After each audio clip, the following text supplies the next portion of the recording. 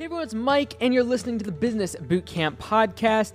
Today, we're going to be talking about how and why you want to be the Apple of your industry so you can make higher profits and grow your business more. Before we get into today's show, a big thank you to today's sponsor, which is Gusto. If you haven't already, go to gusto.com/bootcamp.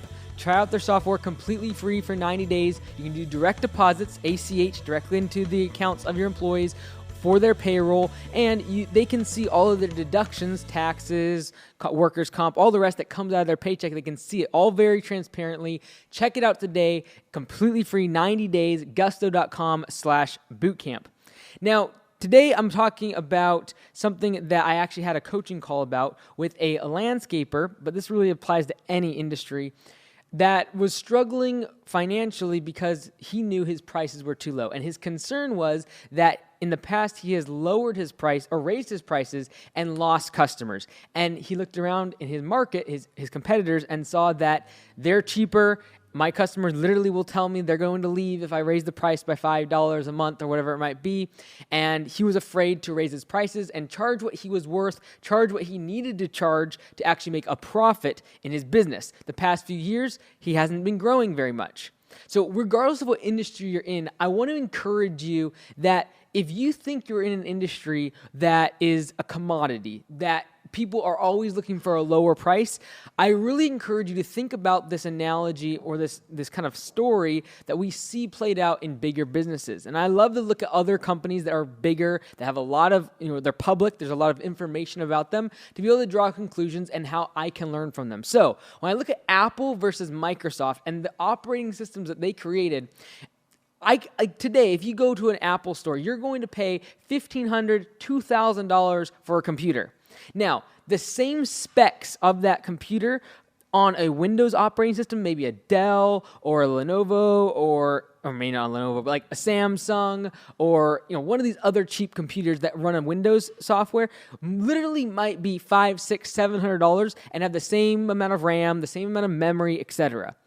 And some would argue a better computer from a hardware standpoint.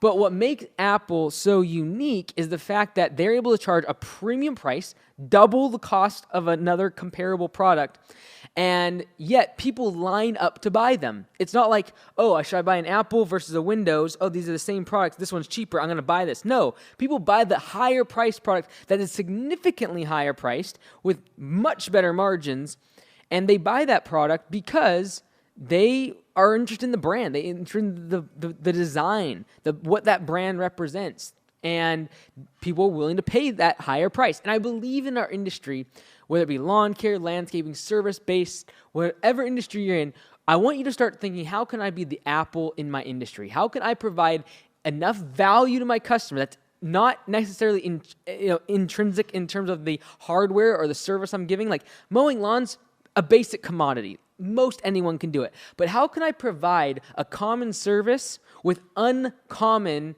results? How can I make something that is so everyone can do it, it is such a commodity, and make it something special?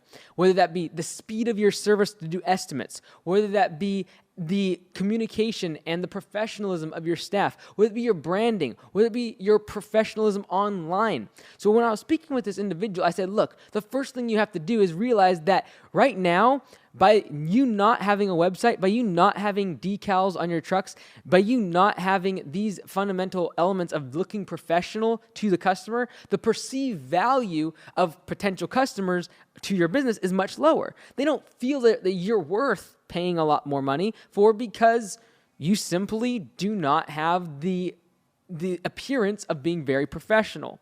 And so when we look at an Apple versus a Microsoft and we look at the profit margins of an Apple product versus a Windows product, you got to realize that they're making way less units selling as a Mac, for example, versus a Windows computer that is sold millions and all over the place.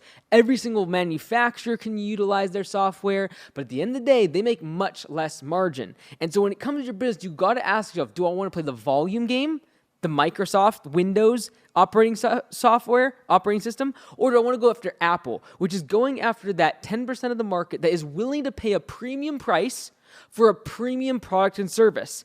They're willing to pay for someone that they can communicate with, speak their own language. They're willing to pay for someone that has online reviews. They're willing to pay for someone that has a website. And guess what? They're willing to pay a price that's far above the cost of what other people are willing to pay that are literally the worst customers that you could potentially have. And they're the ones who are price sensitive. Like most of us in the landscaping lawn care industry know, your lowest price customers are usually the ones that give you the most problems. The ones who are willing to pay a premium price, they expect a premium service, and they're usually the ones that order more products from you, more services. They buy the upsells, and they're the ones that are willing to pay a premium price, and you get higher profit margins on them. And when you get higher profit margins, you're able to now invest that money into marketing and actually start to grow. And so one of the reasons why the individual I was talking to, he's like, I can't raise my prices on my existing customers because they're going to leave. And my business has been slowly going down over the past few years. And so that fear of losing customers has kept him from raising prices. But raising prices is exactly what he needs to do to be able to tap into higher profit margins. But you can't just raise your prices and be like, oh, well, I'm going to raise my prices and I'm going to make more money.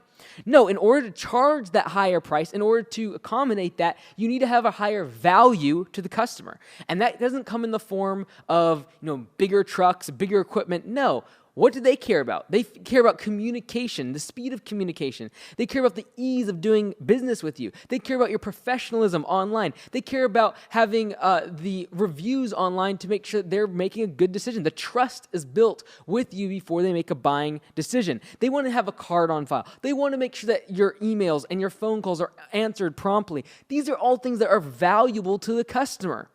And if you can deliver on those things, you can charge that higher price, attract a better client, have a higher profit margin, and at the end of the day, you don't need to have the volume game. You don't need to have 90% of your market going after them. You can go after that small percentage of people that are willing to pay that premium for a premium service. So if you're afraid right now of losing all of your customers that are too low of price, and you're like, no, I can't do that because I would lose literally half or 3/4 of my customers, and I know they're underpriced. I know I'm not making a profit, but these are the wrong type of customers because I haven't been professional in the past. I haven't had an online presence. I don't have a website. I don't have fast communication. I'm going to do that, but I'm worried about losing all of these old customers. This is what I would recommend, and this is what I've recommended this individual, is going forward, charge a higher price. And in the meantime, set up your website. Have a Facebook page where you post consistently. Make sure you get online reviews. Make sure that your trucks and your equipment and if you have a storefront has great signage and branding. Make sure you do those things because those are the things that are valued. Make sure you have systems in place to answer the phone quickly, answer emails quickly, get an accepted estimate or proposal on the schedule as soon as possible. Those are all things that are valuable to the customer. Do those things, and then by doing those things, you're going to be able to charge a higher price to new customers. Now, by having that website, having that branding, you're going to start to bring in new leads. And in my opinion, new leads is like new oxygenated blood for the body, right? The same way that our heart is beating to move and circulate the blood through our body and re-oxygenate it, whatever that means, going through the lungs, put oxygen back inside the blood. I really believe that like oxygen to the blood, new customers and leads coming into your business is vital because then you're able to shed off those old customers. So as you build your brand, as you get that brand image of a premium product and are attracting better clients that are higher paying, higher profit margin customers, you're not able to get rid of those lower margin, less profit, much more picky, price-sensitive customers. You're able to get rid of them. And better yet, you're given the confidence to know that if I do raise prices on them and half of them leave, I'm okay with that because I now have a consistent flow of high-quality leads that are coming in that are attracted to my premium service and are willing to pay a premium price. That's how you build the Apple of your industry, and you should really try to think, double think, triple think, second guess yourself if you're going after the model of being the Windows operating software where it's for everybody and you're the lowest price, the cheapest cost, and your margins are absolutely squeezed to thin margins. That's my tip for today. Thank you so much for watching. I'm Mike Andes. You've been listening to Business Bootcamp Podcast. Until next time, be great, because nothing else pays.